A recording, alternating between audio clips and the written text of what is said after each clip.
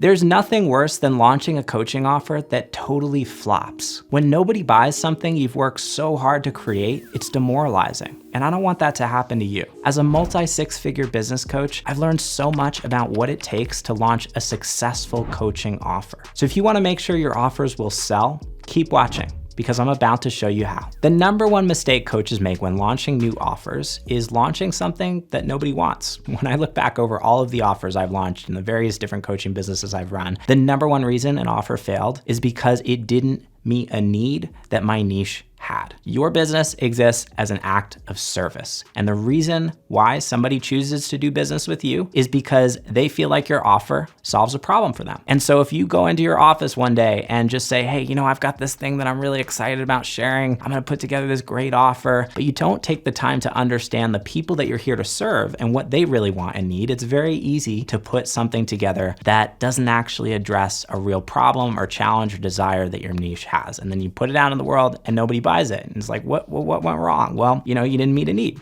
So you got to make sure that when you're building an offer, you start by asking yourself, number one, who am I here to serve? Who is my niche? And number two, what are the needs that those people have? And how can I create something that solves those problems or helps them get what they want? And if you can start there, you're going to be much more likely to create an offer that sells because people are going to want to buy it. And if you can start there, you're going to be much more likely to create an offer that actually sells. Now, by the way, when it comes to getting clear on who your people are, there are a number of mistakes that people also make in this area. I want to make sure you can avoid these so you get super clear on this piece because it's so important. And if you're looking for clarity on how to dial those pieces in so you can start attracting more clients into your coaching business, I put together a free client attraction guide you're definitely going to want to download. It's completely free and it covers my best advice to help you attract 2, 3, 4 or more high-paying coaching clients per month. All you got to do to get it is click the link above or in the description down below. The second big mistake coaches make when launching new offers is building it before you actually launch. Now, when it comes to failing in entrepreneurship, when it comes to running a coaching business, the problem actually isn't failure itself. It's normal to fail. You're gonna launch things sometimes that don't work. So the problem isn't necessarily that, something flops. The problem is when you spend a bunch of time doing or building or creating something and then you launch it and then it flops. And then you've wasted months of your life putting something together that doesn't actually work and you're out all that time. Versus if you spend a couple days putting something together, you put it out on the world, it flops, it's not that big a deal. You can just move on. So one of the biggest keys to success when it comes to launching offers is rather than front loading the process of building the offer before you actually launch it and risk that you're gonna waste all of that time, it's far better to actually build the offer in collaboration with the people who sign up to work with you. And you can literally put together like a one-pager, like a Google Doc that's like, here's the sales page, here's the offer itself. You don't have to put together any of the training materials. You don't have to build out any of the curriculum and then go out there and sell it. And once you've got proof of concept, you've got people who have actually handed you their money to work with you inside this offer, then you can actually build out the program in the back end. And you can also do that in collaboration with those people, which means it's going to be a better experience for them because you can use them to help you design the programs that you can create something that's really going to meet and address those questions that they have and the challenges that they have and make it an even better experience for them. So for so many reasons, I recommend this approach. And the third big mistake coaches make when launching new offers is launching with the wrong format. So there are so many different formats that you can use to deliver your coaching when you're launching a new offer. You can do one-to-one coaching. You can run a group program. You can do online courses. There are lots of,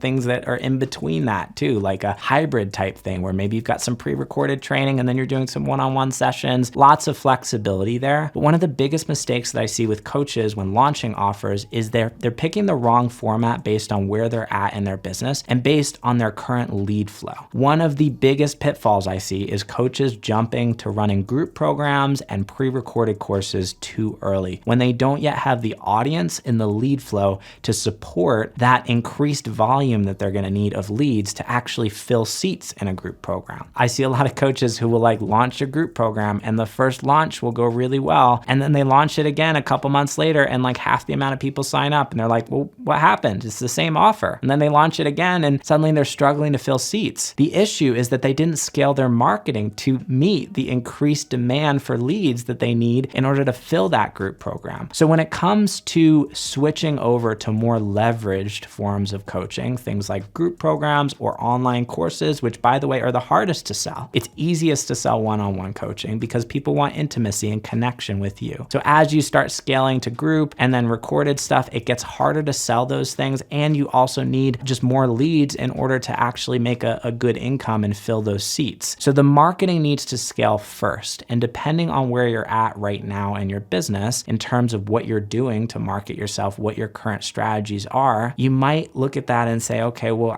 I'm not in the place to launch a group program right now. I don't have enough leads. So let me focus on one-to-one for a while. Or if you're really trying to scale and wanting to transition into more group work, then looking at your marketing first and saying, how can I address and scale the marketing side of what I'm doing so that I can meet that demand and be in a place where I've got more leads to work with to fill a group program. That always happens first. And we want to do that first. Otherwise, you're going to end up struggling to fill spots inside a group program. And mistake number 4 is poor launch planning. When it comes to launching a new offer, planning is everything. You need to sit down and really map out what your launch process is going to look like. And a lot of coaches don't do this. They're like, I just want to launch a new thing. And there's like no launch, there's no like intentionality behind how they do that. And as a result, they miss out on an opportunity to really sell and really connect with the people who are going to be good fit for this. So when it comes to launching new things, I recommend really sitting down and mapping out. And I do this usually like a month in advance before I actually even launch the offer, what the launch sequence is going to look like, how many days I'm going to promote it. I even pre-write content before the launch. So I've got a flow. I'm introducing people to the offer and I'm handling objections and I'm selling through content in a certain way. By the way, we teach coaches a lot of how to do this inside Coach and Launchpad, all of our programs, so that you know how to launch effectively, because there is an art and science to an effective launch. It's not just about, posting something on social media one day and saying, hey, I've got a new offer, right? You got to have some intentionality behind this. So are you planning for your launches? Do you have a process that you're walking through when you're launching a new offer? Are you mapping out what that launch sequence looks like? What kinds of content you're going to be publishing on specific days that's really tailored to take people through an experience? Really important that you have some kind of planning around this. Otherwise, you're going to be leaving a lot of money on the table. And that brings us to mistake number 5, which is mindset issues during your launch. Launching is an internal game. It's really challenging on the nervous system, brings up all sorts of difficult, challenging emotions as you're going through the experience of launching. There's often like the high of like leading up to a launch and the excitement and the enthusiasm that you have, then putting something out in the world. You've got a lot of energetic output. You're doing a master class, you're creating all this content. So there's a lot of you like being given to this process. And then there's usually a dip. And I find this like maybe, 2-3 days into a launch where maybe you're past that initial kind of burst of energy and momentum. Maybe you're not seeing the apps or the people reaching out to you that you might want, or the level or the number that you want. And that is when the internal narrative starts to take over. And you start, noticing the voices of like, oh, no one's signing up for this. Maybe nobody wants this. Oh crap. Like, what am I going to do? Maybe I've failed here. Maybe I'm not a good coach. Maybe I should just pull this whole thing. Here's what I've learned. This is normal, happens to me almost every launch that I do. It's almost like clockwork. And at the same time, it's really important to stay the course and stick to your promotion strategy and showing up throughout the launch, because every single day you show up to a launch, you're launching a new offer, you're planting seeds. And oftentimes there are a lot more eyeballs on that launch than you might realize. And people might see something or hear about something, for 1, 2, 3 days. And they're like, that sounds interesting. And then by day 4 or 5 or 6, they're like, okay, I really need to do this. It takes people time to actually warm up to a new offer. And so you're gonna have that initial burst of people who are probably gonna apply and reach out to you. But then there's this like no man's land in the middle of almost every launch. And we need to stick stick to it and keep showing up through the midst of that. And with the energy of like, there are tons of people signing up for this. Like that is the energy you want to bring to your content when you write a post, when you show up on lives, when you do the masterclass. It's like speak to the full room, even if you're not getting the number of people who are signing up that you want. That energy is what's going to bring more of those people in the door. The biggest issue I see with people in this stage of the process when they're launching something is they get discouraged and then they pull the promotion or they stop showing up and they get in their own way and they actually self-sabotage. And so it's so important to keep your mindset right as you move through this process. And also this is where like self-care is super important, like doing things to tend to your nervous system, to regulate your own emotional state. Sometimes that's working less. Sometimes that's,